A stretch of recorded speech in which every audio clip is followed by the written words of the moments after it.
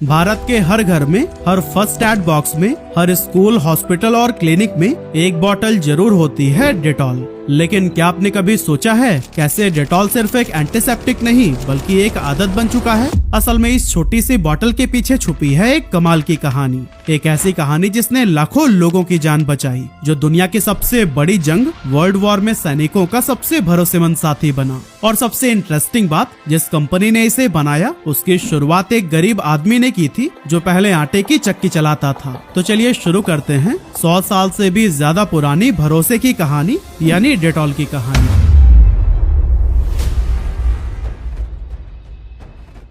तो दोस्तों, story start होती है साल 1840 से, जब इंग्लैंड के एक छोटे से शहर में आइजैक रैकेट ने बड़ी उम्मीदों के साथ एक फ्लोर मिल यानी आटा चक्की की शुरुआत की। लेकिन काफी कोशिशों के बावजूद मुनाफा न के बराबर था और हालात दिन व दिन मुश्किल होते जा रहे थे। पर फिर भी आइजैक ने हार नहीं मानी और वह लगातार मेहनत करते रहे। उसी दौरान उन्हें रियलाइज हुआ कि ज्यादातर लोगों के बीच हाइजीन और साफ सफाई को लेकर कोई अवेयरनेस नहीं है। ऐसे में उन्होंने सोचा कि क्यों ना कुछ ऐसा बनाया जाए जिससे साफ सफाई भी आसान हो जाए और लोगों को इसकी इम्पोर्टेंस भी पता चले। इसी विजन के साथ उन्होंने रैकेट एंड सन्स नाम की एक कंपनी बनाई, जहां वह स्टार्च, नील और घर में यूज होने वाले कई तरह के क्लीनर्स बनाने लगे। इन प्रोडक्ट्स की क्वालिटी इतनी कमाल की थी कि जल्द ही इसने लोगों के घरों में जगह बनाना शुरू कर दिया। 1880s तक इंग्लैंड में रैकेट का नाम हर घर तक पहुंच चुका था। लोग इन प्रोडक्ट्स को सिर्फ साफ सफाई का सामान नहीं बल्कि अपने घर की सेहत का हिस्सा मानने लगे थे।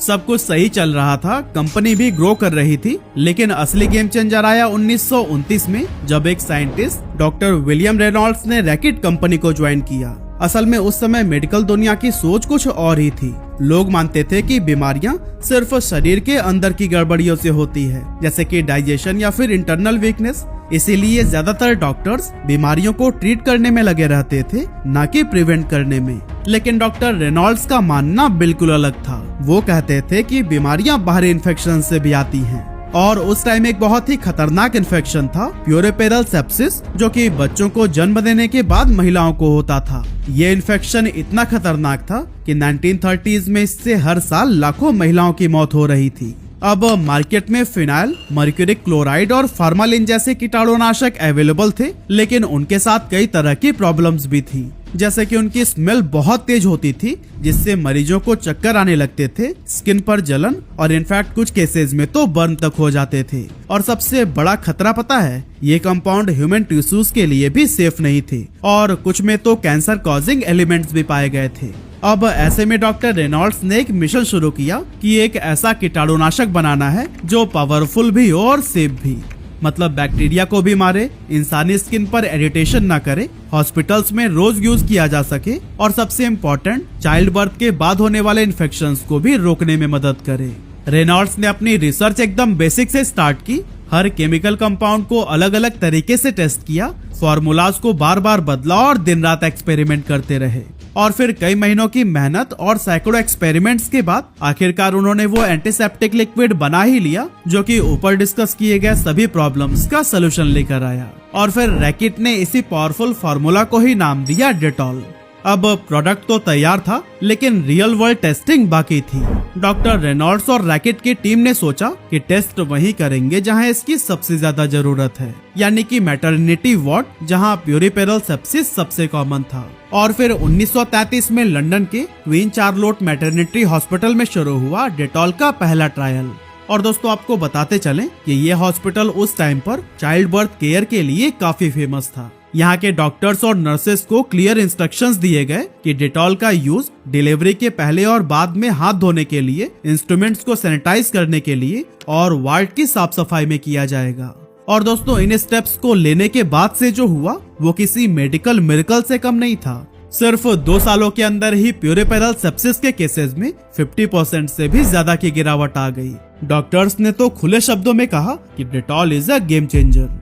अब शुरुआत में डेटॉल सिर्फ फार्मेसीज में ही मिलता था, मतलब बिना डॉक्टर के प्रेस्क्रिप्शन के इसे कोई नहीं खरीद सकता था। लेकिन जब ये साइंटिफिकली प्रूव हो गया कि डेटॉल ना सिर्फ इफेक्टिव है बल्कि सेफ भी है, तो फिर रैकेट ने एक बड़ा डिसीजन लिया और डेटॉल को आम लोगों के लिए भी ओपन कर दिया गया, जिससे कि यह मेडिकल, सुपरमार्केट्स और जनरल स्टोर्स पर भी मिलने लगा।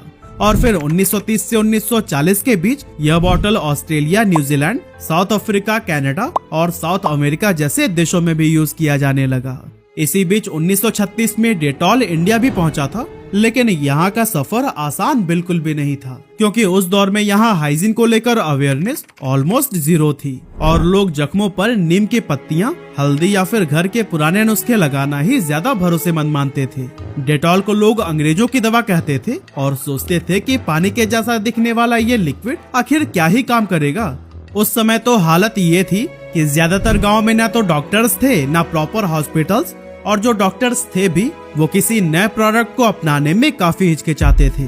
ऊपर से डेटॉल इम्पोर्टेड प्रोडक्ट था, यानी कॉस्ट भी लोकल एंटीसेप्टिक से कहीं ज्यादा। और तो और चाइल्ड बर्थ केयर भी अक्सर लोकल दाइयों के हाथ से होती थी, जो डेटॉल जैसे एंटीसेप्टिक को बिल्कुल भी जरूरी नहीं मानती थी। लेकिन फिर भी रैकेट पीछे नहीं हटा। कंपनी ने धीरे धीरे एजुकेशनल कैंपेन्स, हॉस्पिटल्स और डॉक्टर्स के जरिए लोगों को समझाना शुरू किया। लेकिन तभी इसी बीच आया 1939 और शुरू हो गया वर्ल्ड वॉर 2। युद्ध के मैदान पर सैनिक घायल तो गोलियों से ही होते थे, लेकिन उनकी डेथ होती थी ज्यादातर इन्फेक्शन से। और दोस्तों यहीं पर फ्रंट लाइन वॉरियर बनकर सामने आया डेटॉल। वो लिक्विड जो कभी अंग्रेजों की महंगी दवा कहलाता था, अब बन चुका था जिंदगी बचाने का हथियार। वर्ल्ड वॉर के दौरान डेटॉल की परफॉर्मेंस इतनी असरदार रही थी कि ब्रिटिश गवर्नमेंट ने इसे ऑफिशियली एसेंशियल सप्लाई घोषित कर दिया था। मतलब कि अब डेटॉल हर सोल्जर की मेडिकल किट और हर वॉर हॉस्पिटल का एक जरूरी हिस्सा बन गया था। जैसे जैसे वॉर तेज हो रहा था, डेटॉल की डिमांड भी लगातार बढ़ रही थी। लेकिन यहाँ पर एक बहुत बड़ा खतरा भी आ गया था कि बॉम्बिंग अटैक्स की वजह से रैकेट की फैक्ट्री कभी भी डैमेज हो सकती थी। और दोस्तों अनफॉर्चुनेटली अगर ऐसा हो जाता तो फिर पूरी सप्लाई चेन ही रुक जाती। ऐसे में कंपनी ने लिया एक बोल्ड डिसीजन, पूरी मैन्युफैक्चरिंग यूनिट को ही रिलोकेट कर दिया एक सेफ जोन में, ताकि चाहे कुछ भी हो जाए डेटॉल का प्रोडक्शन बिना किसी रुकावट के चलता रहे। वॉर खत्म होते होते डेटॉल पूरे यूरोप में हाउस होल्ड नेम बन चुका था। और अगर बात की जाए इंडिया की, तो यहाँ भी अब लोगों का परसेप्शन बदलने लगा था। और इसका सबसे बड़ा क्रेडिट जाता है रैकेट कंपनी की स्मार्ट और लोकलाइज्ड अप्रोच को, क्योंकि उन्हें समझ आ गया था कि इंडिया में सिर्फ प्रोडक्ट बेचना ही काफी नहीं है, यहाँ पर लोगों का ट्रस्ट भी जीतना पड़ेगा। कंपनी ने सबसे पहले डॉक्टर्स और हॉस्पिटल्स को टारगेट किया। फ्री सैंपल्स दिए गए ताकि मेडिकल प्रोफेशनल्स खुद इसका असर देख सकें और फिर अपने पेशेंट को भी रिकमेंड कर पाएं। और दोस्तों इस स्ट्रैटेजी ने डेटॉल को ग्रेजुअली हर घर तक पहुंचा दिया, क्योंकि जहां कभी लोग नीम और हल्दी की ट्रीटमेंट लेते थे, अब वहीं पर लोग कहने लगे डेटॉल लगाओ, इन्फेक्शन भगाओ। वर्ल्ड वॉर के बाद जिस तरह से इंडिया में डेटॉल की डिमांड बढ़ रही थी, उसे देखते हुए रैकेट ने एक बड़ा स्टेप लिया और 1945 में भारत में डेटॉल की पहली फैक्ट्री खोल दी गई। बस फिर क्या था, कुछ ही सालों में डेटॉल ऑलमोस्ट हर इंडियन घर का हिस्सा बन गया। 1980 तक एक एस्टिमेट के मुताबिक 65 मिलियन इंडियंस यानी कि 6.5 करोड़ लोगों ने कम से कम एक बार डेटॉल का इस्तेमाल जरूर किया था। लेकिन फिर आया 1999 का दिसंबर महीना, जब डेटॉल की कहानी में आया एक और मेजर टर्निंग पॉइंट। इस साल रैकेट कंपनी का बेनकाइजर एनवी के साथ में मर्जर हो गया और फिर कंपनी का नाम बन गया रैकेट बेनकाइजर। बेसिकली बेनकाइजर एक जर्मन कंपनी थी जिसे 1823 में जोहान बेनकाइजर ने शुरू किया था। शुरुआत में ये कंपनी वाटर सॉफ्टनर और क्लीनिंग एजेंट्स बनाती थी और उनके बनाए गए प्रोडक्ट्स इतने इफेक्टिव थे कि जल्द ही पूरे यूरोप में पॉपुलर हो गए। लेकिन अब सवाल उठता है कि जब दोनों कंपनियों का बिजनेस ठीक चल रहा था तो फिर मर्जर की जरूरत ही क्यों पड़ी। असल में 1990s के एंड तक रैकेट की ग्रोथ काफी धीमे पड़ने लगी थी। इनोवेशंस का टेम्पो भी थोड़ा स्लो हो गया था और ग्लोबल मार्केट में यूनिलीवर और प्रॉक्टर एंड गैम्बल जैसे नए नए प्लेयर्स की वजह से कंपटीशन भी काफी बढ़ने लगा। मतलब कंपनी को अब कुछ बड़ा करने की जरूरत थी। दूसरी तरफ बेनकाइजर थी एक साइंस ड्रिवन और एग्रेसिव कंपनी जिसके पास थे वेनिस, वीट और ड्यूरेक्स जैसे फास्ट ग्रोइंग और मॉडर्न प्रोडक्ट्स। लेकिन प्रॉब्लम ये थी कि बेनकाइजर के पास वो डीप डिस्ट्रीब्यूशन नेटवर्क नहीं था जो कि रैकेट के पास में था। यानी कि एक के पास जबरदस्त प्रोडक्ट्स तो दूसरे के पास बढ़िया नेटवर्क और पुराना भरोसा। इसी सोच के साथ दोनों कंपनीज ने एक साथ मिलकर काम करने का फैसला लिया। मर्जर के बाद दोनों कंपनीज ने मिलकर इनोवेशंस को तेज कर दिया, सप्लाई चेन को एफिशिएंट बनाया और मार्केटिंग को बनाया और भी ज्यादा रिलेटेबल। और दोस्तों इन सभी इम्प्रूवमेंट्स का सीधा फायदा मिला डेटॉल को, क्योंकि अब डेटॉल बन चुका था एक लिक्विड से कहीं आके एक लाइफस्टाइल एसेंशियल। 90s के दौरान जब भारत में हाइजीन को लेकर जागरूकता बढ़ने लगी, तब रैकेट बेनकाइजर ने इसे सिर्फ एक एंटीसेप्टिक लिक्विड के रूप में नहीं बल्कि एक हेल्थ एसेंशियल्स की तरह प्रमोट करना शुरू कर दिया। अब डेटॉल सिर्फ घाव या चोटों के लिए नहीं था, अब ये था हर दिन के पर्सनल हाइजीन का हिस्सा। इसके बाद से रैकेट ने लॉन्च की एक पूरी प्रोडक्ट रेंज जिसमें शामिल थे Dettol soap, Dettol hand wash, surface cleaner और हैंड सैनिटाइजर। यानी कि अब लोग सिर्फ दवा की तरह नहीं बल्कि रोजमर्रा की जिंदगी में भी डेटॉल को अपनाने लगे थे। लेकिन फिर आया कोविड-19 पैंडेमिक, एक ऐसा समय जब हाइजीन सबसे बड़ी प्रायोरिटी बन गई थी। इस पैंडेमिक के दौरान हाइजीन के लिए डेटॉल हैंड वॉश और सैनिटाइजर जैसे प्रोडक्ट्स की डिमांड आसमान छूने लगी। इस टाइम कंपनी ने कई सारे अवेयरनेस कैंपेन्स भी लॉन्च किए जिसमें लोगों को बताया गया कि कैसे वायरस से बचने के लिए प्रॉपर हाइजीन रखना बहुत जरूरी है। डेटॉल ने WHO की गाइडलाइंस को फॉलो करते हुए प्रोडक्ट्स बनाए और बड़े लेवल पर प्रमोट भी किया ताकि लोग समझ पाएं कि इन प्रोडक्ट्स का साइंटिफिक बेस कितना स्ट्रॉन्ग है। इतना ही नहीं, डेटॉल ने एक बहुत ही इमोशनल और इंस्पायरिंग कैंपेन भी लॉन्च किया जिसका नाम था डेटॉल सैल्यूट्स। इन कैंपेन में उन कॉमन हीरोज को सैल्यूट किया गया जो पैंडेमिक के दौरान साइलेंटली दूसरों की मदद कर रहे थे, जैसे कि डिलीवरी बॉयज, क्लीनर्स, नर्सेज और लोकल हेल्पर्स। कंपनी ने न सिर्फ उन्हें सम्मान दिया बल्कि फ्री हैंड सैनिटाइजर और क्लीनिंग किट्स भी डिस्ट्रीब्यूट किए ताकि हाइजीन हर जरूरतमंद तक पहुंच सके। इसका असर यह हुआ कि 2020 के फर्स्ट हाफ में ही डेटॉल की सेल्स में 62% की जबरदस्त ग्रोथ देखी गई और इसी के साथ लाइफ बॉय को पीछे छोड़ते हुए डेटॉल भारत का नंबर 1 सोप ब्रांड बन गया।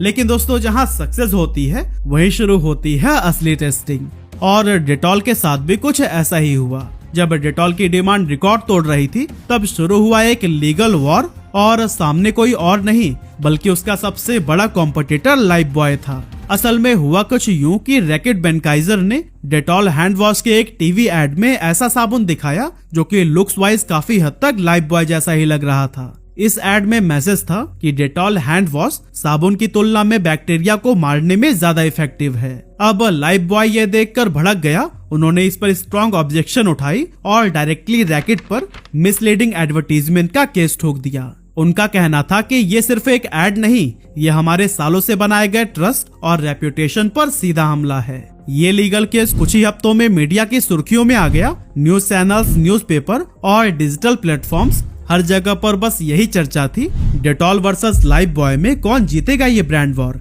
अब जहां ज्यादातर ब्रांड्स ऐसे केसेस में लड़खड़ा जाते हैं, लेकिन डेटॉल ने यहाँ भी अपना ट्रस्ट साबित कर दिया, क्योंकि कुछ ही हफ्तों में मामला आपसी समझौते से सुलझ गया। और सबसे बड़ी बात, इतनी बड़ी लड़ाई और मीडिया कवरेज के बावजूद डेटॉल की रेप्यूटेशन पर इसका कोई खास असर नहीं पड़ा, क्योंकि इस लीगल लड़ाई के 1 साल बाद यानी 2021 में डेटॉल का नेट रेवेन्यू पिछले 2 साल के मुकाबले 40% ज्यादा रहा, और वो भी ऐसे टाइम पर जब दुनिया भर की कंपनीज सप्लाई चेन और ऑपरेशंस की दिक्कतों से लगातार जूझ रही थी।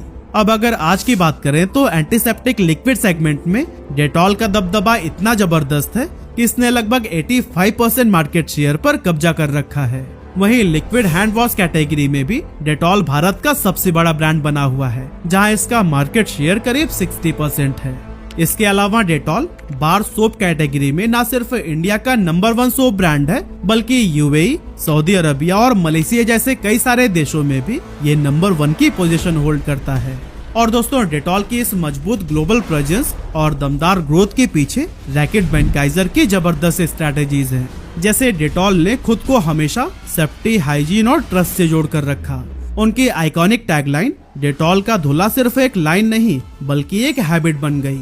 एड्स में माँ बच्चों का इमोशनल बॉन्ड दिखाकर डेटॉल ने साफ सफाई को डेली लाइफ का हिस्सा बना दिया। और सबसे बड़ा कदम, पीएम मोदी के स्वच्छ भारत अभियान से पार्टनरशिप कर रूरल इंडिया में हाइजीन अवेयरनेस को भी प्रमोट किया गया। पोस्टर्स, वर्कशॉप, मोबाइल वैन्स और हेल्थ केयर कैंपेन्स के जरिए डेटॉल गांव-गांव तक साफ सफाई का मैसेंजर बन गया। इससे न सिर्फ लोगों का भरोसा बढ़ा बल्कि डेटॉल को मिली एक अलग पहचान, एक जिम्मेदार और सोशली अवेयर ब्रांड की। डेटॉल ने हमें सिखाया, अगर ब्रांड सिर्फ प्रोडक्ट न बनकर एक इमोशन, एक आदत और एक इम्पैक्ट बन जाए तो वो मार्केट नहीं बल्कि दिलों पर राज करता है।